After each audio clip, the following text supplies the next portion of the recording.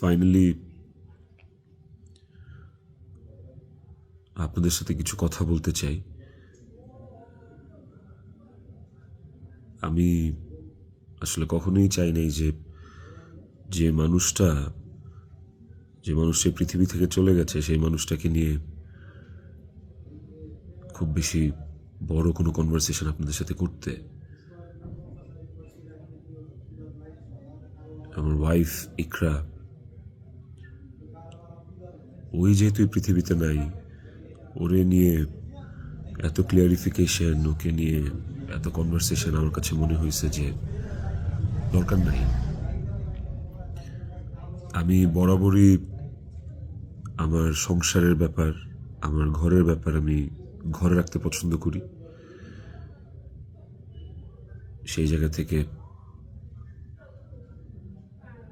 ওর মৃত্যুটা এমনিতেই আমাকে যে ট্রমা দিচ্ছে, ওর মৃত্যুটা আমাকে আসলে মানে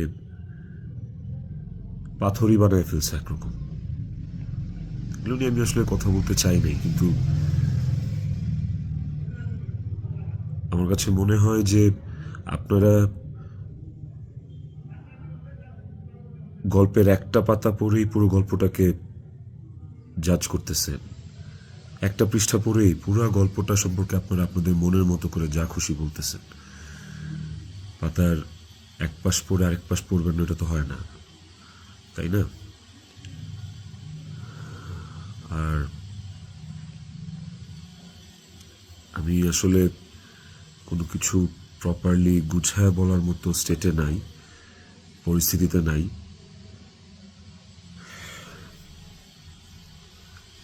আপনাদেরকে আমি কয়েকটা কোয়েশ্চেন অ্যান্সার দেওয়ার জন্য আসলে ভিডিওটা করতেছি, যে প্রশ্নের উত্তরগুলি আপনাদের কিছুটা হলেও কনফিউশন দূর করবে।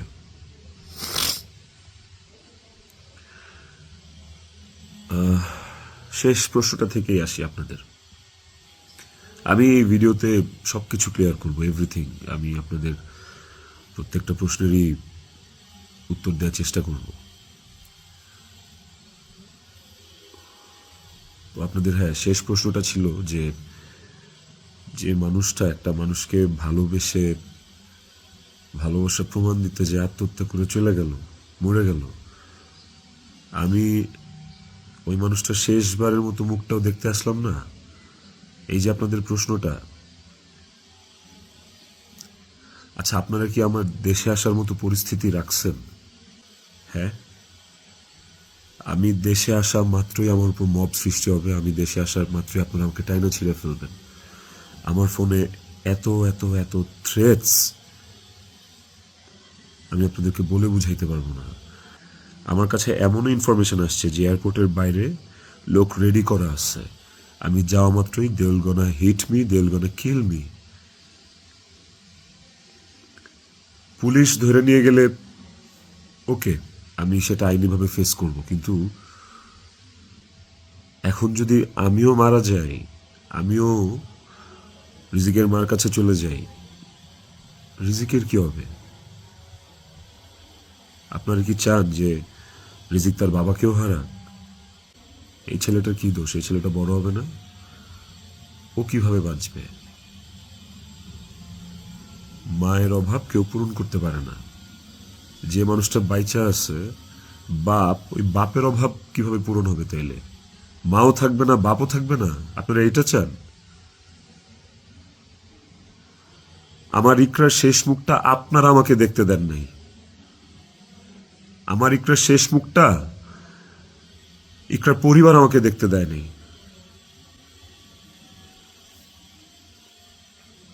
16 বছর সংসার করছি, 16 বছর একটা শত্রুর সাথেও যদি কেউ এক ছাদের নিচে থাকে, সে মারা গেলে তার চেহারাটা দেখার জন্য ছটফট করে মানুষ।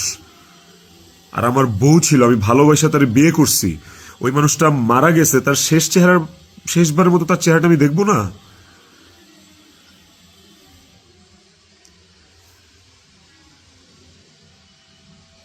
এখন আমি না আসলে আপনাদের সাথে এখানে কোনো ফেক কথাবার্তা, মানে ফেক কান্নাকাটি, ফেক আপনাদের থেকে ইমোশন নেয়া এগুলো নিয়ে কথা বলার জন্য আমি আসি না। আমি আপনাদেরকে আমার জায়গাটা আমি ক্লিয়ার করতেছি। আমি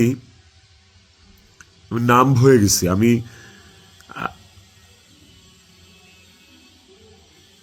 আমারও মনে হয় যে আমি যে কোনো সময় কোনো একটা দুর্ঘটনা ঘটায় ফেলতে পারি, বাট ওই মুহূর্তে যখন রিজিকের ফেসটা আমার চোখের সামনে আসে না, আমি নিজেকে শক্ত না করা ছাড়া আমি কোনো উপায় দেখি না। কারণ এখন আমার কাছে সবচেয়ে ম্যাটার করে রিজিকের লাইফ। ইকরা নাই, ওকে আর ফিরায় আনা কোনোদিন সম্ভব না।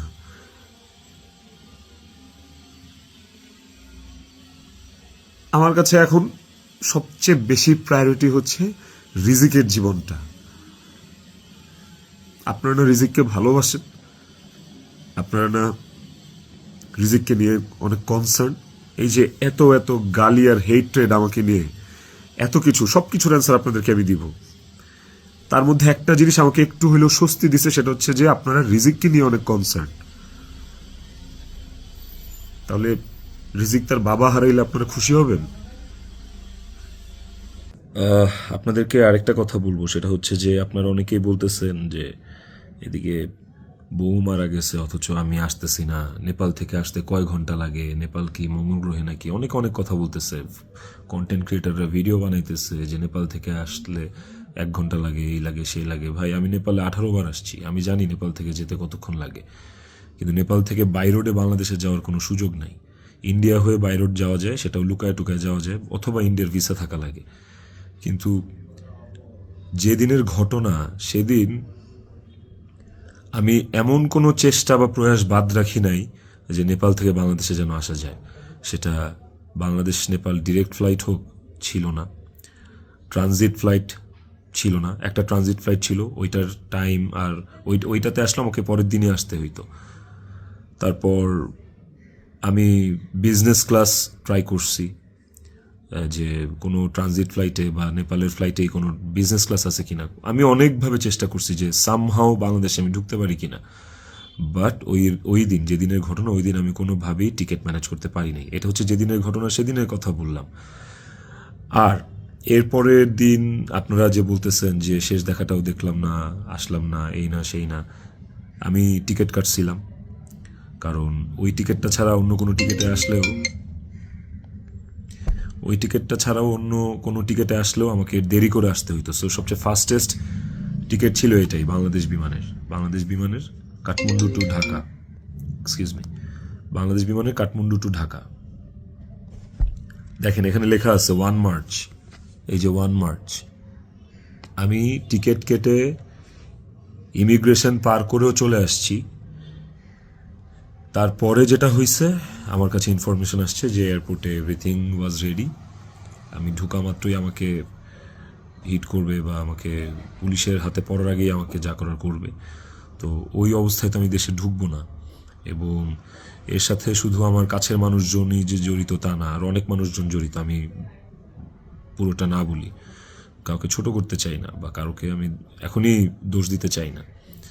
তো আমি যখন বুঝতে পারলাম যে আমি দেশে আসা মাত্রই আমার উপর অ্যাটাক হবে এবং এটা হিতের বিপরীত হবে, এবং এখন মব হলে যেটা হয় যে পুলিশও আসলে অনেক সময় নিরুপায় হয়ে যায় সিচুয়েশনে, ওই জিনিসটা অ্যাভয়েড করার জন্য যে আমার কিছু হইলে এখন আমার ছেলের কী হবে, আমার ছেলে তো আমার পথ চেয়ে বসে আছে, ওই ব্যাপারটা যখন আমি জানতে পারি, ক্লিয়ারিফাই হই, তখন আমি ইমিগ্রেশন ক্রস করার পরেও আমি অফলোড হই। দেখেন এখানে রিজেক্টেড লেখা আছে, অফলোড হওয়ার। তো এই ছিল রিজন। আর যারা বলতে চাচ্ছেন যে আমি আসি নাই, আমার আসার ইচ্ছা নাই, দেখার ইচ্ছা নাই, খুবই বুলশিট কথা এবং ভুল কথা।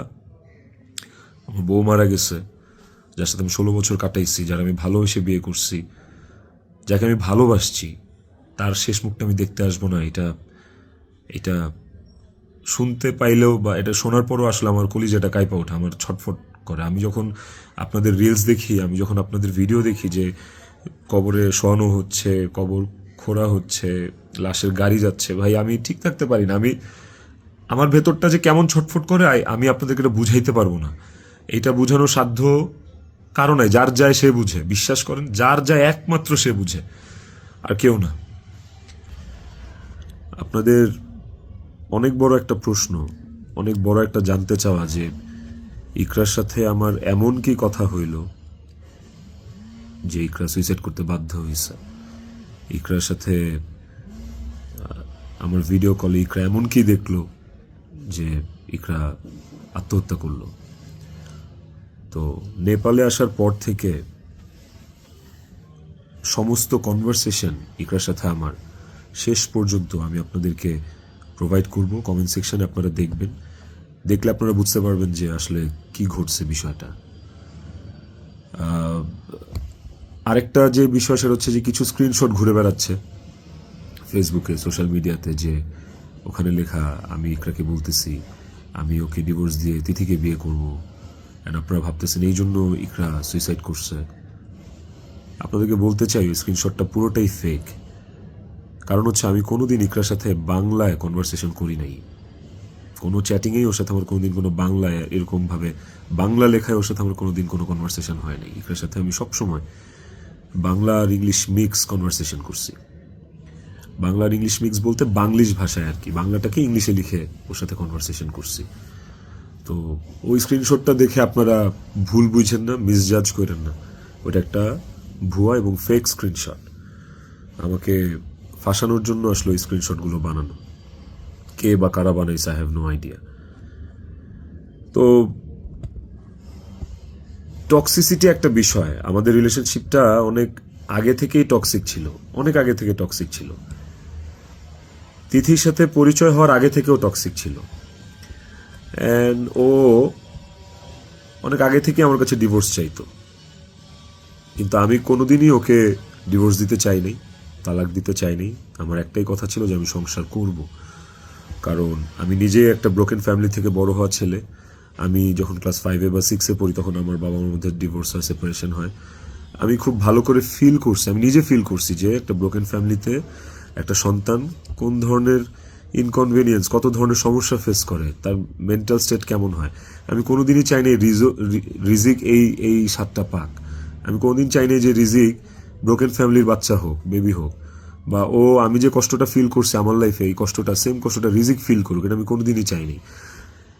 এই কারণে আমি অলওয়েজ আমার মধ্যে ট্রমাটা ছিল যে মানে ব্রোকেন ফ্যামিলির কনসিকুয়েন্সেস কি।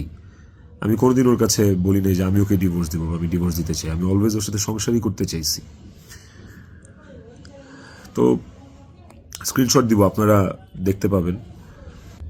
ইকরা শুরু থেকেই, আমাদের সম্পর্কের শুরু থেকেই অনেক সন্দেহপ্রবণ ছিল, আর এই সন্দেহ প্রবণতার কারণে আসলে আমাদের সম্পর্কটা বেশ টক্সিক হয়ে গেছিল। আর এই টক্সিসিটির মধ্যেও আমরা আসলে সংসারটা চালায় যাচ্ছিলাম। এই যে মানুষটা চলে গেল আমাদেরকে রেখে, এই যে মানুষটা মারা গেল, আমার সহধর্মিনী, ওরে নিয়ে আসলে আমার কতটুকু বলা উচিত আমি আসলে জানি না, কিন্তু সময় চলে আসছে, অনেক কিছু আপনাদেরকে আসলে জানানো উচিত, আপনাদেরকে জানাইতে হবে আমার, কারণ আপনারা একতরফা ভেবে যাচ্ছেন বিষয়টাকে। ওর কিছু বদভ্যাস ছিল, ওর জেনুইন কিছু বদভ্যাস ছিল যেগুলো আসলে ওকে আরও ক্রেজি করে ফেলছে, যেগুলো ওকে আরও মানে এমনি তো বাইরের মানুষ থেকে ট্রিগার্ড হইতো, ওই জিনিসগুলো ওকে আরও পেয়ে বসতো আর কি। এই বিষয়গুলো আসলে আমি জাস্ট মুখের কথা বলতেছি না, আমার কাছে প্রমাণ আছে। ইভেন আমি আপনাদেরকে এগুলো সব শেয়ার করব পরের ভিডিওতে with documents and all. Iqra triggered হয়েছে, কিন্তু সেটা আমি করি নাই। ইকরা ট্রিগার্ড হয়েছে আমারই কিছু ভাই ব্রাদার, কিছু কাছের মানুষ, যারা ওর আমার দুজনেরই কমন সার্কেল, যাদের সাথে ইকরার আমি দুজনই খুব ইন্টিমেট ছিলাম। ওরা ডে বাই ডে ওকে ট্রিগার করে করে আজকে এই জায়গায় নিয়ে আসছিল। এবং এই মানুষগুলা তো থার্ড পার্সন আমার জীবনে। একটা সংসার তখনই টক্সিক হয় যখন বাইরের মানুষরা ওই সংসারের মধ্যে ইনভলভ হওয়া শুরু করে, বাইরের মানুষগুলা ওই সংসারে হাজবেন্ডকে বা ওয়াইফকে ট্রিগার করা শুরু করে। তো এই মানুষগুলোর সম্পর্কে আমি পরে অন্য একটা ভিডিওতে হয়তো বলবো, বা এই মানুষগুলো সম্পর্কে ওরা যারা নিজেদেরকে কাকরাইল মসজিদের ইমাম সাহেব মনে করে আমার সংসারে ইন্টারফেয়ার করছে, তাদেরকে নিয়ে পরে কথা বলবো উইথ প্রুফ। কিন্তু এখন আসলে আমি এইসব বিষয়ে বা অন্য কাউকে রিভিল করার মতো আসলে মেন্টাল পরিস্থিতিতে নাই। আমি কতটুকু গুছায় কথা বলতে পারতেছি আমি সেটাও জানি না, কিন্তু আমি ইকরাকে সুইসাইড করতে ট্রিগার করি নাই, শি ওয়াজ ট্রিগার্ড। এবং এই বিষয়টা আপনারা, আমি যে স্ক্রিনশটগুলো প্রোভাইড করব ওই স্ক্রিনশটগুলো দেখলে আপনারা বুঝবেন, যেখানে একটিবারের জন্য আমি ওকে কোথাও বলি নাই যে আমি ওর সাথে থাকবো না। আর আমার পুরো কনভারসেশনে আমি কখনো ওকে গালিগালাজ করি নাই, আপনারা সেটা পাবেন না। বরঞ্চ ও আমাকে অনেক গালিগালাজ করছে, অনেক উল্টাপাল্টা কথা বলছে, অনেক থ্রেট দিচ্ছে, অনেক কিছু করছে। তো আমি ট্রিগার করি নাই, আমি অন্তত চাই নাই যে ও সুইসাইড করুক। আমার কাছে ইকরা শুধু আমার ওয়াইফ ছিল না, আমার কাছে এত টক্সিসিটির পরে এসেও ইকরা আমার কাছে আমার সন্তানের মা ছিল। এটা আমার কাছে অনেক বড় একটা ব্যাপার ছিল। আপনাদের আরেকটা বড় প্রশ্ন বা জানার ব্যাপার ছিল যে ইকরার মৃত্যুর আগে ওর ভিডিও কলে ও এমন কি দেখছে বা আমি এমন কি বলছি ভিডিও কলে যে কারণে ও বাধ্য হয়েছে সুইসাইড করতে। আপনাদেরকে যে স্ক্রিনশটটা দিব ওই স্ক্রিনশটটাতে আপনি নিচে গেলে দেখতে পারবেন যে একটা কনভারসেশনের পরে ওর সাথে আমার একটা 22 সেকেন্ডের ভিডিও কল। ওই ওই 22 সেকেন্ডের ভিডিও কলটার বিষয় বলি। ও আমাকে কল দিচ্ছে, আমি ফোনটা ধরছি, ধরার পর ও আমাকে বলছে যে আমার শেষবারের মতো দেখে না, আমার আর জীবনে কোনোদিন দেখবি না। তো ওর ওই কথাটা শোনার পরে আমার কাছে মনে হয়েছে যে আমি খুব ঘাবড়ে গেছি, আমি ভয় পেয়ে গেছি যে নিশ্চয়ই কোনো একটা দুর্ঘটনা ঘটবে। সাথে সাথে আমি আমার অ্যাসিস্ট্যান্টকে কল দিছি যে ম্যাডাম পাগলামি করতেছে, ম্যাডাম রে তাড়াতাড়ি যা দেখ ম্যাডাম কি করতেছে, তাড়াতাড়ি পাগলামি করতেছে। ওই অ্যাসিস্ট্যান্টের সাথে কথা বলার সময় আমার ফোনে ওই কথা বলা অবস্থাতে আরেকটা ভিডিও কল আসছে। অ্যাসিস্ট্যান্টকে আমি হোয়াটসঅ্যাপে কথা বলতেছিলাম, মেসেঞ্জারে আমার কলটা, ভিডিও কলটা আবার আসছে ইকরার থেকে। তো অ্যাসিস্ট্যান্টের সাথে কথা বলতে বলতে ওই কলটা রিসিভ করতে পারি নাই। অ্যাসিস্ট্যান্ট ততক্ষণে ম্যাডামের ওখানে গেছে, আর আমার কলটা যেহেতু আমি ধরতে পারি নাই, তারপর আমি অ্যাসিস্ট্যান্টের সাথে কথা শেষে আমি নিজে কল ব্যাক করছি। তারপর আর ওই কল ওখান থেকে আর কখনো রিসিভ হয় নাই। তো আমার কথা হচ্ছে যে আমার কথা ভাবে নাই, মানলাম। আমার ছেলেটা রিজিক পর্যন্ত যে ওকে গেটে ধাক্কা দিচ্ছে, নক করছে, বলছে যে মা দরজা খুলো, মা দরজা খুলো। রিজিকের কণ্ঠস্বরটা কি ওর কানে যায় নাই? রিজিকের প্রতি কি ওর একটু মায়া কাজ করে নাই রিজিকের কথাটা শোনার পরে? তো এই ভিডিও কলের বিষয়টাও আপনাদেরকে আমি ক্লিয়ার করলাম। আই হোপ আপনারা স্ক্রিনশট দেখলে বুঝতে পারবেন। এবার আসেন নেপালের শুটিং প্রসঙ্গ।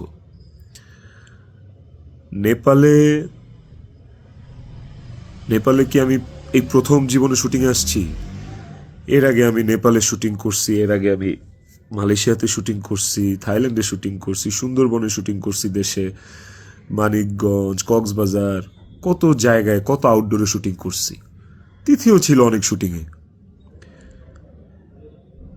ওইসব শুটিংয়েও কিন্তু আমার আশেপাশের মানুষগুলা যারা প্রিটেন্ড করতো যে তারা আমার শুভাকাঙ্ক্ষী, বাট অ্যাকচুয়ালি তারা আমার শুভাকাঙ্ক্ষী না, ওই মানুষগুলা কিন্তু তখন ইকরাকে অনেক ট্রিগার করতো। কই, তখন তো ইকরা এই ধরনের কোনো স্টেপ নেয় নাই, তখন তো আত্মহত্যা করে নাই। আপনারা ইকরার আর ইকরার বান্ধবীর স্ট্যাটাস, সরি কি বলে ওটাকে, স্ক্রিনশট বোধহয় পড়ছেন। ওখানে কিন্তু ইকরা নিজেই স্পষ্ট লিখছে যে ও এইসব মানুষের কথাবার্তা নিতে পারতেছে না, গত 3 বছর ধরে ও এইসব মানুষের ট্রিগার আর সহ্য করতে পারতেছে না। ওর নিজের কথা ও নিজে লিখছে, আপনারা পড়ছেন। তো কিভাবে বলেন যে আমার ইকরাকে আমি মেরে ফেলছি? আমার ইকরাকে এইসব মানুষ মেরে ফেলছে, এরা মেরে ফেলছে ট্রিগার করতে করতে, ওর কান ভরতে ভরতে। ইকরা ওয়াজ সো সফট হার্টেড, ও বাইরে থেকে অনেক শক্ত কিন্তু ভেতরে খুব নরম একটা মানুষ ছিল। ওকে খুব সহজে ম্যানিপুলেট করা যাইত, ও মানুষের কথা বিশ্বাস করতো কারণ ও খুব সহজ সরল ছিল। তো এই আশেপাশের মানুষগুলো এই সুযোগটাই আসলে কাজে লাগাইছে, আশেপাশের মানুষগুলো এই চান্সটাকেই আসলে ইউটিলাইজ করছে। আপনারা অনেকেই বলতেছেন যে বউ ডিপ্রেশনে আছে আর জামাই নেপালে গার্লফ্রেন্ডের নিয়ে ফুর্তি করতেছে, বার্থডে উদযাপন করতে গেছে, এই ধরনের কথাবার্তা আপনারা অনেক বলতেছেন। দেখেন, এই নেপালে শুটিংয়ের আসার কিছুদিন আগে আমার নিজেরও বার্থডে ছিল।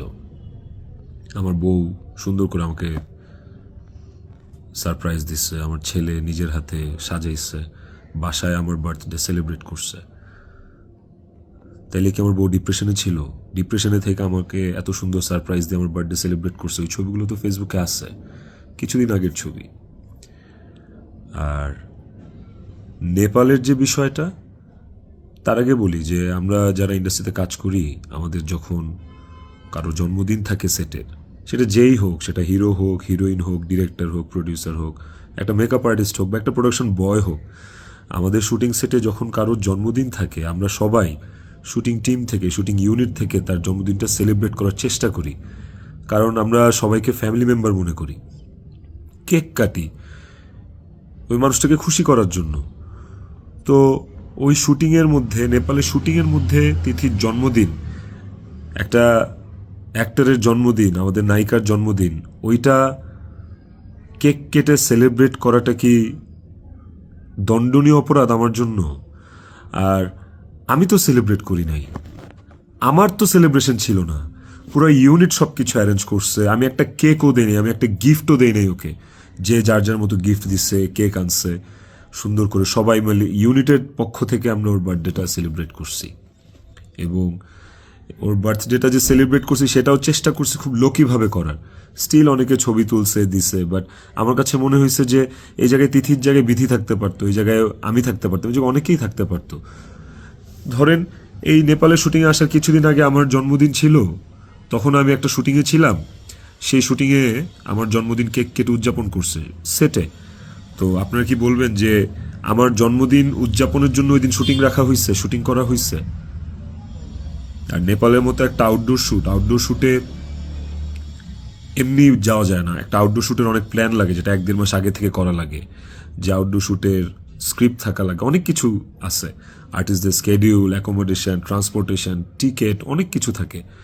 সো বার্থডে উদযাপন করার জন্য নেপাল গেছি, এই কথাটাও আসলে যারা ইন্ডাস্ট্রির তারা আসলে এই কথাটা বলতে পারে না। বাইরের মানুষদেরকে আমি আর কি বলবো? তো এই বিষয়টাও আপনাদেরকে ছোট করে একটু ক্লিয়ার করলাম। আই হোপ এই জিনিসটাকেও আপনারা সহজ এবং সরলভাবে দেখবেন, এটাকে খুব জটিলভাবে দেখার কিছু নাই। আপনারা অনেক জায়গায়, অনেক ছবিতে, অনেক পোস্টে হয়তোবা দেখে থাকতে পারেন যে ইকরা এবং তিথি একই সাথে আছে, একই জায়গায় আছে, হয়তোবা কোনো পার্টিতে বা কোনো কফি শপে বা যে কোনো আড্ডায়। এরকম অনেক অনেক মোমেন্টস আমাদের একসাথে আছে, আমিও ছিলাম। এই আমার জন্মদিনে, আমার এই বছরের আগের বছরের জন্মদিনে সবাই ইনভাইটেড ছিল, সেখানে তিথিও ইনভাইটেড ছিল। যদি বিষয়টা এতটাই টক্সিক হইতো, তাইলে কি এই জিনিসটা এত সহজ হইতো একটা মেয়ের জন্য যে তার হাজব্যান্ডের একটা মেয়ের সাথে রিলেশন, সেই মেয়েটাকে তার বার্থডেতে ইনভাইট করে, তার সাথে কফি খেয়ে, তার সাথে আড্ডা দিয়ে, জিনিসটাকে কেমন না বিষয়টা? এবং সেটা তো একবার দুইবার না, একাধিকবার। তিথির বিষয়টা নিয়ে যদি বলি, দীর্ঘদিন একসাথে কাজ করার কারণে, একসাথে স্ক্রিন শেয়ার করার কারণে আমাদের ইন্ডাস্ট্রিতে একটা আর্টিস্টের সাথে একটা আর্টিস্টের ভালো বন্ধুত্ব, ভালো বন্ডিং হইতেই পারে। তিথির সাথেও আমার খুবই ভালো একটা বন্ডিং ক্রিয়েট হয়েছিল এবং একটা নির্ভরশীলতার জায়গা আমাদের মধ্যে ছিল। তার মানে এই না যে আমি ইকরাকে ডিভোর্স দিয়ে তিথিকে বিয়ে করব। এই কথা না আমি কোনোদিন ইকরাকে বলছি, না তিথি কোনোদিন আমাকে এই কথা বলছে। সো এইটাকে এত জাস্টিফাই আপনারা করতে পারেন না। I have prove. আমি আমি আমি কয়েক জায়গায় লিখছি যে তুমি আমার ওয়াইফ, ইকরাকে, যে তুমি আমার ওয়াইফ। তো আমার লাইফে ওয়াইফ একটাই, and it is you, and আমি তোমাকে ডিভোর্স দিব না, আমি তোমার সাথে সংসার করতে চাই। কয়েকবার এই কথা আমার কনভারসেশনে লেখা আছে, আপনারা দেখবেন। তিথির প্রতি এই সুন্দর একটা নির্ভরযোগ্যতার জায়গা তৈরি হওয়ার পেছনে যে কারণটা, সেটা হচ্ছে যে চারপাশে এত এত ভুল মানুষ দেখছি, চারপাশে এত এত কি বলে এটাকে, দুধের মাছি আমি পাইছি এই বিগত বছরগুলোতে। ওকে আমার কাছে অনেস্ট মনে হয়েছে, ওকে আমার কাছে ডেডিকেটেড মনে হয়েছে। আমার কাছে মনে হয়েছে যে অন্তত এই মানুষটা আমার জন্য ক্ষতিকারক না। তো যখন আপনি আপনার সারাউন্ডিংসে এরকম একটা মানুষ পাবেন যে মানুষটা আপনার জন্য ক্ষতিকারক না, ডেডিকেটেড এবং এবং যার সাথে আপনার মেন্টালিটি ম্যাচ করে, ওই মানুষটা সাথে আপনার ভালো বন্ডিং হওয়াটা খুব স্বাভাবিক। শুধু আমার না, আর অনেকের এরকম হয়। আমার এখন যেটা মনে হইতেছে সেটা হচ্ছে যে ইকরা আমার কাছে যতবার ডিভোর্স চাইছে, ও যতবার বলছে যে আমাকে ডিভোর্স দিয়ে দাও, আমার আসলে ওকে ডিভোর্স দিয়ে দেওয়া উচিত ছিল, তাইলে অন্তত ইকরা তো বেঁচে থাকতো। একটা টক্সিক সম্পর্ক ধৈরা বাইন্ধা টাইনা হ্যাচড়া টিকায় রাখার থেকে আসলে ওই সম্পর্কটা না থাকাই ভালো। অন্তত মানুষগুলো তো জীবিত থাকতো। দেখেন, ইকরা মারা গেছে, ইকরা একা মারা যায়নি, ইকরার সাথে আমাকেও নিয়ে গেছে। আমি আমি এখন একটা জিন্দা লাশ। পৃথিবীতে পৃথিবীতে সবচেয়ে বড় শাস্তি কি হইতে পারে? আমি যদি ফাঁসিতেও ঝুলি, ওটা আমার কাছে কোনো পানিশমেন্ট না, শাস্তি না। আমাকে যদি আপনারা মব করে মাইরাও ফেলেন, সেটাও আমার জন্য শাস্তি না। আমি আমার শাস্তি পায়া গেছি। এবং এই যে জিন্দা লাশ হয়ে বেঁচে থাকাটা, এটা আমাকে সারা জীবন বয়ে বেড়াইতে হবে। ওর অভাব আমার সারা জীবন ফিল করতে হবে। আমার নিজের জন্য বাঁচার আসলে আর কিছু নাই। আমি আমার শাস্তি পায়ে গেছি। আমি আমি এর চেয়ে বড় কোনো শাস্তি হইতে পারে না যে আমি একটা জীবিত লাশ হয়ে সারাটা জীবন পার করব। বিশ্বাস করেন, আমার দম বন্ধ হয়ে আসে, আমার নিঃশ্বাস বন্ধ হয়ে আসে। আমি আমি আমি 5 মিনিট পর পর আমি উন্মাদ হয়ে যাইতেছি। বাট ইভেন আমি আমি সুইসাইড করারও অনেক চিন্তা ভাবনা করতেছিলাম। বারবার মনে হচ্ছিল যে আমি ইকরার কাছে চলে যাই, ইকরা আমাকে ডাকতেছে। কিন্তু যখনই রিজিকের চেহারাটা চোখের সামনে ভাইসা ওঠে না, ওই মুহূর্তে আসলে আর আর কিছু মাথায় কাজ করে না। মনে হয় যে না না না না, আমি করতে পারবো না, রিজিকের জন্য আমার বাঁচতে হবে। আপনারা প্লিজ প্লিজ রিজিকের জন্য হইলেও আমারে বাঁচতে দেন, আমারে দেশে আসতে দেন প্লিজ। আপনারা যদি রিজিককে ভালোবাসেন, আমাকে একটা সুযোগ দেন রিজিকের যোগ্য পিতা হয়ে দেখানোর। আমি ওকে একটা সুন্দর জীবন দিতে চাই। আমি ওর মায়ের অভাব পূরণ করতে পারবো না, কিন্তু আমি ওকে আমার বাবার ভালোবাসা থেকে, আমি ওর বাবার ভালোবাসা থেকে বঞ্চিত করতে পারবো না। আমি চাই না। আমি ওকে ওকে একটা আদর্শ বাবা হয়ে দেখাইতে চাই। আমার সন্তানটা আমার সাথে খুব কানেক্টেড। যারা আমার কলিগ, তারা দেখছে, তারা জানে যে আমার ছেলেটা আমার জন্য কি পরিমাণ ক্রেজি, পাগল। আমাকে আমার ছেলের কাছে যাইতে দেন আপনারা প্লিজ। ও আমার জন্য অপেক্ষা করতেছে। ওকে ওকে আমি মানুষের মতো মানুষ করতে চাই। ওকে আমি পৃথিবীতে সুখের একটা জীবন দিতে চাই। প্লিজ। আইনের প্রতি আমার শ্রদ্ধা আছে। আমি দেশে আসলে আইন আমাকে যে শাস্তি দিবে, আইন যে সিদ্ধান্ত নিবে, আমি সেই সিদ্ধান্তের সাথে একমত থাকব। আমার তাতে কোনো আপত্তি নাই। আমি আইনিভাবে এই জিনিসটা ফেস করবো, আমার কোনো আপত্তি নেই। কিন্তু প্লিজ আমাকে রিজিকের থেকে দূরে সরায়েন না আপনারা। এতটুকু আপনাদের কাছে অনুরোধ করে বলতেছি, হাত জোর করে বলতেছি, প্লিজ।